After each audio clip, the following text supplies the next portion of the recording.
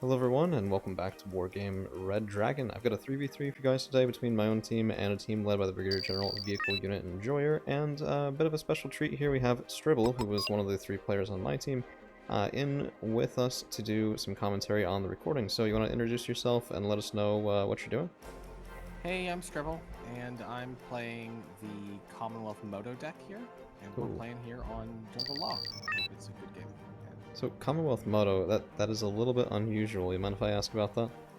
Yeah, well, I have been playing it quite a bit in ranked ladder recently, and as you've mentioned a couple times before, it sort of suits me. It's, in my opinion, one of the better beginner Moto decks in some ways, because it has a handful of units that deal with a lot of Moto's problems for slower players. And you get the infamous Rover Wombat, of course, so... Of course. It's a lot of stuff. What was sort of the intention of this beginning push? I mean, so we're looking at your units, my own units, I'm going over into Mike. What were you trying to do here with a Moto deck going into what's usually a mech grind place? So, I believe both you and I were trying to have a coordinated push to A, take both Gulf towns, and B, try and get infiltrators into Lima, and that, or Juliet. Because on this map, killing a 2-point, getting a lucky 2-point kill at the start of a game can very much transition into a sizable points advantage. Gotcha. Now, it does look like the Brigadier General Vehicle Unit Enjoyer is up here. Baltic units, and the veteran seat does say Baltic Moto, so you're going to be taking this directly into the mouth of one of the best Moto decks in the entire game. How did that make you feel? Well, it was fine because Wombat yes, well that we're gonna pick up a quick Lima CV kill. But the big advantage here is, honestly, apart from Blue Moto, I think Blue Dragon, or sorry, I think Commonwealth has one of the strongest opening pushes in the game, just because of how many Rover Wombats you get and because of the Vickers Merkula. Yeah, I mean, just looking at that, that's double Ranico dead. There's Erikois in the open. There's Kartniekri and Commandosi. The 2 Commandosi back here are really powerful, but holy cow, look at the value on that and just killing stuff in the open. That's insane. The only thing you really lack with Commonwealth is autocannons. Yeah, that is a bit of a challenge, but I mean, Rover Wombat's trying to make up for it, it's just not perfect. So, my own engagement over here, I was a little bit late bringing up my Challenger 2, so I was just engaging a little bit against a USSR Moto opener here with Jalos and BRDM3, but once the T80s are engaging against my Challenger 2, I don't anticipate too many problems. We did have a bit more of an issue going on our left flank, so the Major here, whose name is unfortunately unpronounceable but kind of looks like a squinty face, was on the Discord with us, but he had probably the hardest engagement at the start in terms of getting a good board presence. You can see a lot of things have died over there in Echo. We'll definitely be returning there to look at that as the game goes on, but this is just, I mean, threading through, killing potentially some of these Teleker 71s, which is a weird choice, the 71s. Usually you see the 5HE, and then with your Vickers still alive and all of this here, what was sort of the next plan? Do you go right into Lima, or are you trying to spread out and do like a take and hold strategy and helping over in Mike? So infantry's there for the take and hold, and Wombats and transports are there for infiltrations and CV sites. Basically, at least how I tend to like to play 1v1s, and this is how this is translating into 2v2s and 3v3s, is make a breach and infiltrate with your fast, inexpensive equipment. And then dump take and hold infantry like Highlanders or SAS or Commandos 90. Gotcha. I do just want to point out the T80 herd backing up 4 T80s, seeing the Challenger 2 and just going, yeah, no, and backing up. You don't see that all the time. But this looks like it's been a bit of a mixed bag here with the actual infiltration. Single Wolverines are a bit hit and miss, literally there. But I mean, a Sokol kill does make up for it a little bit, and these are just one of the 2 Erikois that unfortunately got away a little bit earlier. 90 points of kills there from them. So I think we had, you don't usually see on Jungle Law golf falling this quickly one way or another, so this felt very nice. But on the other hand, Echo and Mike are a little bit more of a mixed bag. So my own units over here kind of struggling a little bit in the woods. And then I was also trying to get, I was playing as Grim Soldier, I was trying to get some units up into the section of town here, but I didn't have an ATGM, and that T80 herd is just coming over to zone me out, so I didn't really feel too confident going over there. Now, the Stormer is probably my MVP, and we'll see that kill list potentially at the end of the game, although we might look at yours instead. But this was kind of freaking me out a little bit because I just didn't have zoning tools. So remember, guys, when you're doing this sort of thing, prepare for that with your reinforcements, because I spent my money over here on the right trying to clear out this section of woods, and I'm only now buying the ATGMs that I need in order to confidently hold a section of town in front of a big open forest. And speaking of reinforcements, your own, more rover wombats, and then what's in these bisons and oslavs? So, with the Aslavs, those are taking in Commander's 90, and the Bisons, I believe, yeah, those are not recon, so those are taking in Highlanders 90s. And as you can, as you can see here, we're getting the Highlanders 90s are fantastic in advanced positions. The Erex is an amazing anti-tanky weapon, and when you have these upvetted, they can really serve as a interruption unit that can reach out to things like that tree line, or just into not quite that far, but into positions where most players would be unfamiliar with stopping their vehicles that far. So they might not have unloaded yet, or things like that. Exactly. Now, as you can see, this Aslav PC killing the KT. It had already picked up a CV kill and a Sokol kill earlier in Juliet. It's so rude. That made up for the infiltration, the Wombat losses earlier. Yeah, now we did see the other little bit of a drawback to these guys. They have a mini-me, but for 20 points they are regulars. Even with Moto Veterancy, they were having a bit of a hard time against Sparokronjarci, who I believe are 20-point shocks. So it's just a little bit of different specialization. And then we were ticking +4 very early on, definitely wanted to get a lot of points on the board very quickly, with the idea being, you know, if we can hold golf and contest on the sides, then into the mid-game and late game we can still take +1. But with how successful this was, and with how much easier it usually is to defend than attack, I think we felt pretty confident doing early CVs, just applying all that pressure to make the red team have to recap Lima, to have to cap Juliet, to slow them down on the ground as well, because every CV they buy is points that they don't have on the ground somewhere else. And I mean, just, oh my goodness. So, as you had mentioned previously, with the T80s and the Stormers, these Stormers really show the multi-role worth in these sorts of long-range picket engagements. You just keep hitting one and one and one and one, and you'll see later that all of us will, both you and I will both be having quite a few Stormers in positions, and they will do quite a lot of work later. Especially when people, I think, aren't used to the sightlines, because it is still an awkward range bracket, but people don't usually fight so much over the top of this as intensely as we're making them do right here. And oh god, I did the quad 3 HE, didn't I? Oh man, I love doing that. Now this is actually one of the big reasons why I enjoy team games so much. Is 1v1s. Most people playing 1v1s at past a certain skill level are very familiar with all of the openers to be expected, whereas and very familiar with the maps. But in 2v2 maps and 3v3 maps, there's a little bit more focus on standard play and adaptation rather than just stuff by rote. It forces you to deal with the unexpected, and the unexpected has more consequences because it might be 3 players of unexpected at once. Now, just to take a look over here, so I think you're entirely right about that. Just take a look over here. There's a lot of commandos, there's SASR, there's a lot of infantry here, but Echo has sort of more or less been lost, in part because we don't really control the high ground here. We don't really control on the left either, and sneaky players will go around, and, well, I'm definitely a sneaky player, and so is this guy. So we actually have Nulls, WZ551 all the way through. It's already killed a CV in Alpha, and it's actually starting to fire on your reinforcements here, and we didn't really notice this at the time because, you know, with 3 players in Discord, usually people on voice will shout when something goes wrong, and for whatever reason, just none of us looked back here, none of us saw it, none of us shouted, and it's only after we lose this that we start looking back there, because, so I remember I was playing up here, and I was sitting there thinking, okay, well, you know, this shouldn't be the worst thing, but how are they ticking +1? Because we've just capped golf.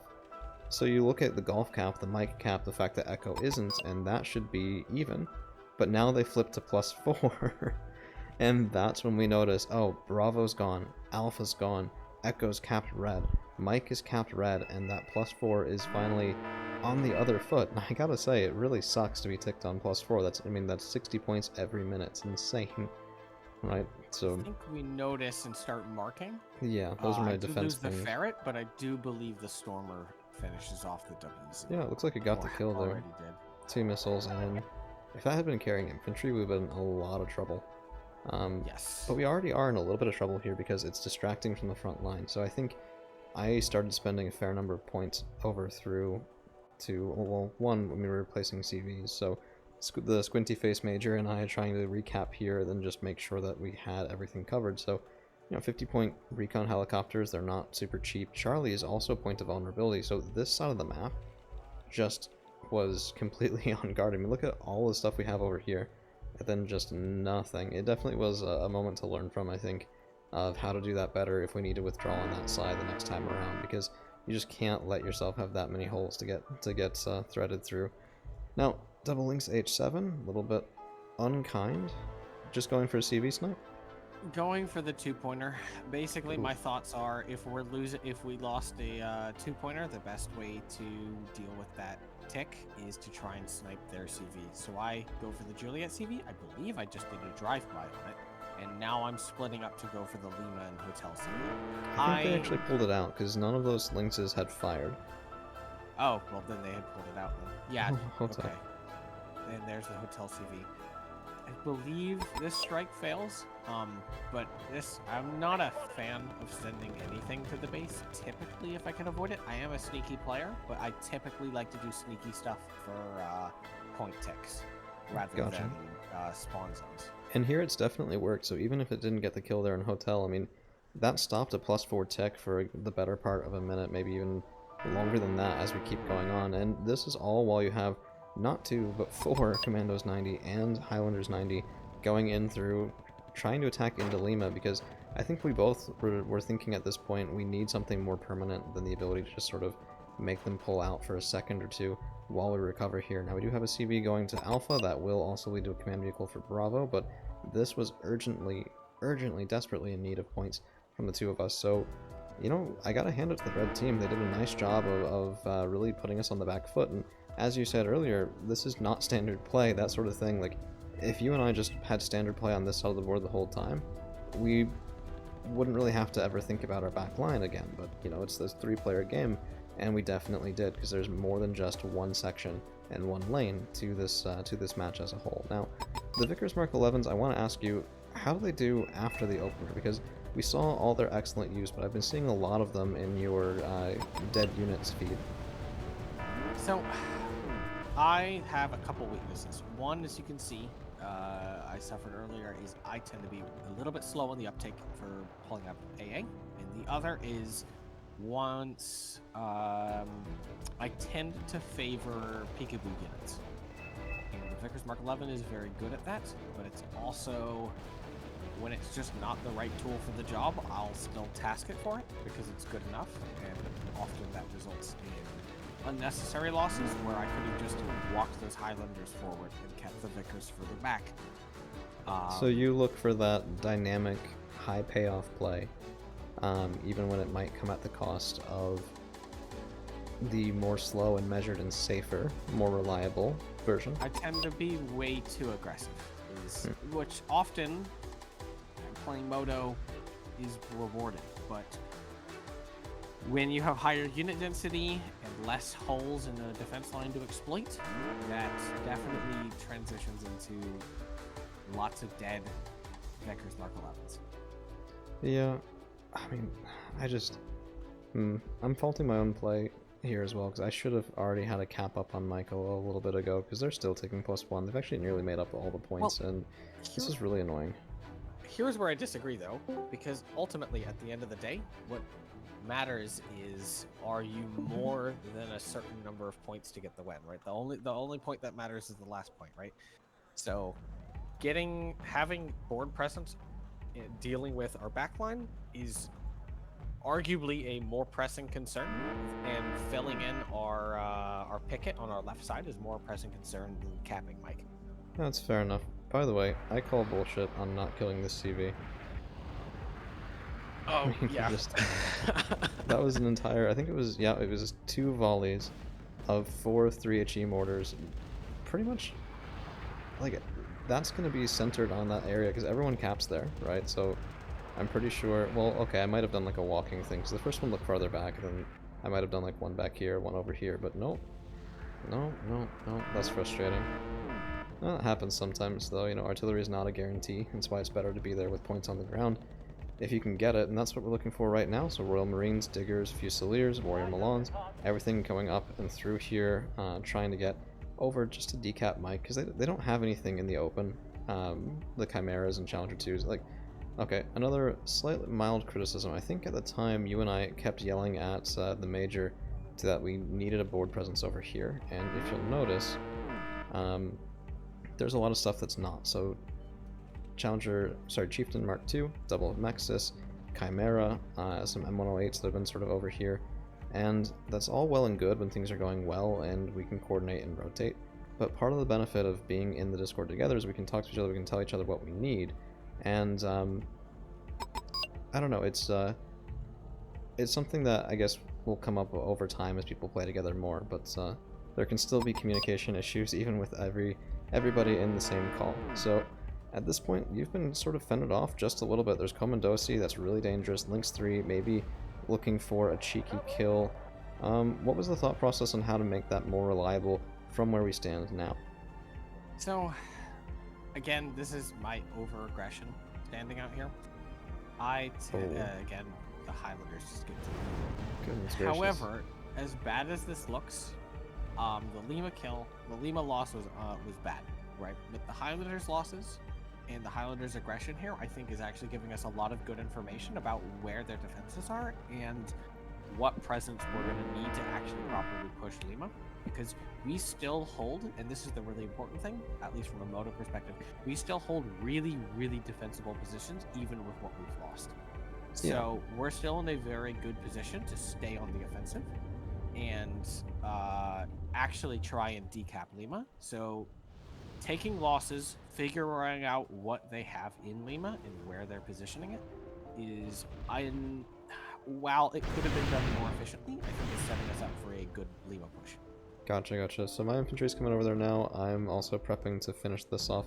It was really annoying how little they had there and still had the cap, but I think you're right. I think, you know, I think it would have been better to have, you know, done this with some defenses up there for the BIS, but still, it did show us that there's really not that much. It's mostly in this section of trees here. The CV's probably back in that section because nobody's going to put it right there after you nearly got in there with all of your Commandos 90. So it did give us a lot of good information, and double storm, holy. You got tired of this, didn't you? Yeah, I got tired of the BISs, and I just decided enough's enough. Yeah, and it's a shame they're tracked. As you know, I'm a big fan of the ADATs, but I get the Stormers I am also a big fan of, and I think they're a bit cheaper, so when I need to deal with aircraft, I'll typically go either or helicopters. I'll typically go with Stormers. Yeah. I actually have a triple stack of Stormers. There's another third Stormer showing up. I mean, plus they have double the ammunition, cheaper to resupply. Yes, exactly. There's a whole host of reasons why I prefer the Stormers for the anti-aircraft role rather than the ADATs, which I really use more as a all-purpose unit. Gotcha. So at this point, I think you had a command vehicle going up. I also had purchased a command Chieftain Mark 10 just as a little bit more resilient of an option. 3 top armor is pretty tough to crack.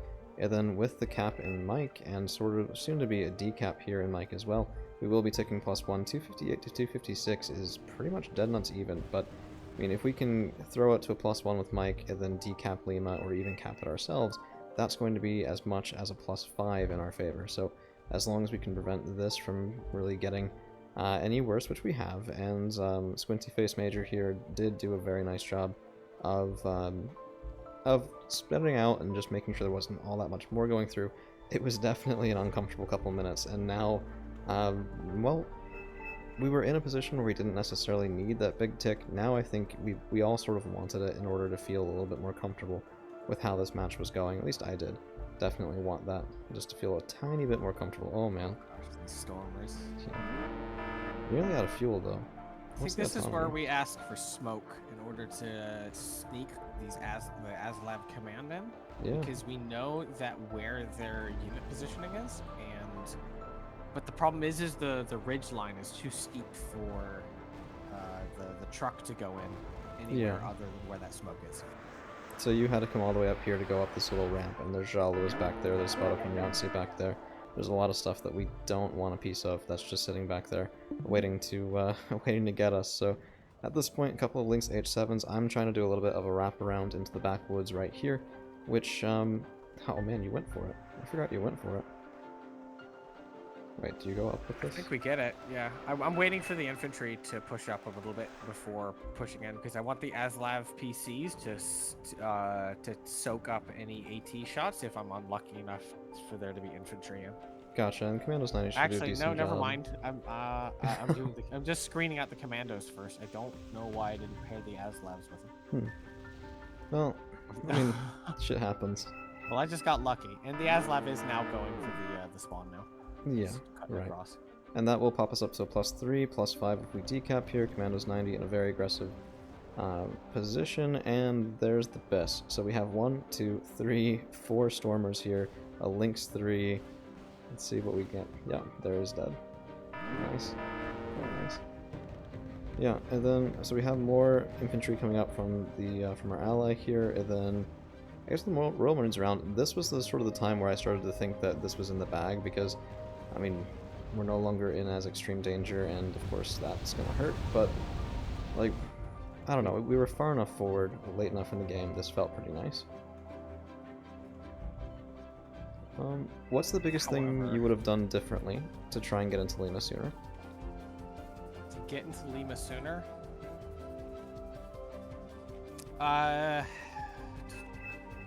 One of two things. So this town in front of the town in Gulf, yeah, there.